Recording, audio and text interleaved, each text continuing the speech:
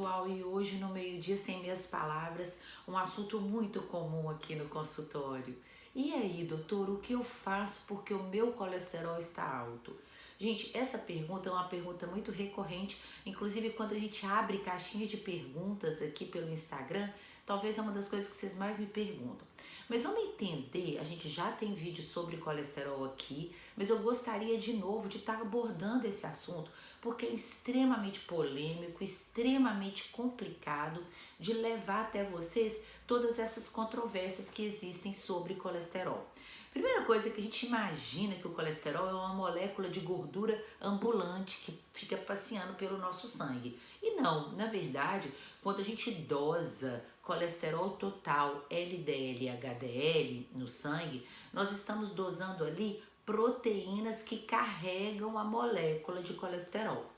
Outra coisa que a gente imagina muito é que o colesterol é um bandidão e que está no nosso corpo para entupir as nossas artérias. Outro mito muito grande.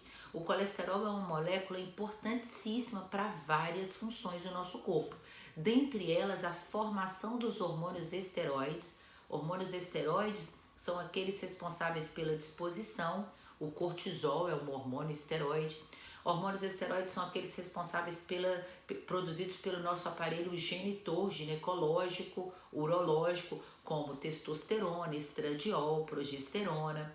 Hormônios esteroides são responsáveis por gerar uma série de funções no nosso corpo, inclusive proteção cerebral, óssea, de massa magra e por aí vai. Então daí vocês já imaginam a importância do colesterol. Outra coisa, o colesterol ele é muito importante para recobrir as membranas da nossa célula. Toda célula nossa, gente, ela tem uma camada de membrana ao redor que a protege do meio externo e essa camada tem que ter gordura para poder, ela tem que ser, na verdade, lipofílica e também hidrofílica. Ela tem que se dar bem no meio gorduroso e no meio aquoso. Então, essa membrana depende muito de colesterol. Bom, tirado esse mito de que o colesterol não é vilão e entendido que ele é, sim, carreado no sangue por essas proteínas, aí a gente faz o exame que dosa essas proteínas. O nosso fígado, ele produz uma proteína que leva a gordura do fígado para as artérias, é a LDL, uma proteína muito comumente falada como colesterol ruim. E o HDL, que é a lipoproteína de alta densidade, geralmente ela traz o colesterol da periferia para o fígado. Vocês viram que só nessa frase aí eu falei fígado 2 vezes? Vocês já mataram a charada então. O fígado produz essas proteínas que carregam colesterol. E o nosso fígado talvez seja responsável pela produção de mais de 80% do nosso colesterol. Então, ter um colesterol alto nem sempre está relacionado com o que eu me alimento. Está relacionado, na maioria das vezes, com a minha produção de fígado, com a minha função do meu fígado, com a minha intoxicação ou não desse fígado, com a capacidade desse fígado estar relacionado com o meu meio interno.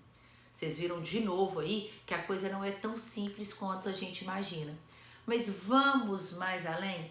Se eu produzo colesterol e o colesterol tem funções importantes, quando eu me deparo com o colesterol aumentado, muito eu tenho que responder qual é essa molécula que está aumentada.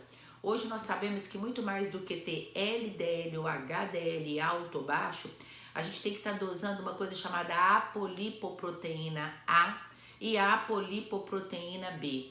Guardem esse nome porque é um exame que corriqueiramente a gente tem que fazer. A apolipoproteína B, ela é realmente uma apolipoproteína que fala que nas minhas moléculas que carregam gordura, eu tenho uma grande parte de uma molécula danosa e perigosa. Então, quando a apolipoproteína B está elevada, aí sim eu consigo ter um risco cardiovascular mais aumentado. Já a apolipoproteína A é uma molécula com características mais protetoras. Quando em relação a B, essa apolipoproteína A está aumentada, eu tenho aí uma capacidade de segurança e de cardioproteção maior. Outra coisa que a gente esquece e fica muito focado no colesterol, sendo que a gente sabe hoje que muito claro do que causa a doença cardiovascular é a inflamação silenciosa crônica. Então, na verdade, a gente tem que um pouco tirar o foco dessa molécula, que nem de toda é bandida, e entender em que momento ela se torna bandida.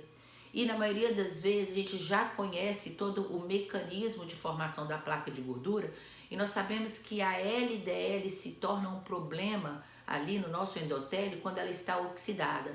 Já conversamos outras vezes que aqui no Brasil a gente não dispõe de um exame chamado e dosado LDL oxidada, mas nós conseguimos dosar os anticorpos contra essa LDL oxidada. Já é aí uma das grandes armas que nós temos para entender se esse colesterol, que essa LDL está oxidada, ela desencadeia ali um processo de inflamação no endotélio, culminando na formação da placa. E aí sim eu deveria me preocupar mais ou menos, dependendo desse valor. Mas mais além, são dosagens das provas inflamatórias. Hoje nós temos como documentar essas provas inflamatórias silenciosas dentro do meu corpo.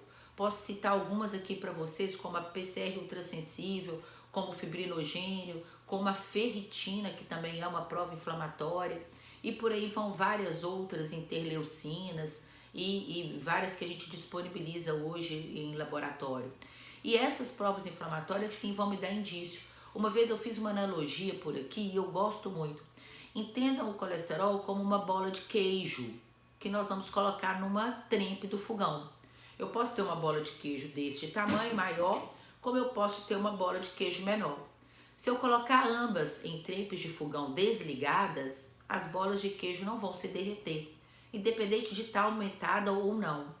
Mas se eu ligo o fogo, mesmo a bola de queijo menor, ela vai derreter e vai causar um estrago na trempe, tanto quanto a bola de queijo maior. Então eu queria te convidar a pensar além de números e de quantidades. Não é só apenas a quantidade do colesterol no meu sangue, é o que a prova inflamatória por detrás do colesterol, é o que essa oxidação dessa molécula de LDL faz com que essa bola de queijo derreta e cause essas obstruções ou não. Eu não estou através do Instagram, gente, pedindo para ninguém suspender nenhuma medicação para colesterol e nem se automedicar. Eu estou convidando vocês para a gente pensar além.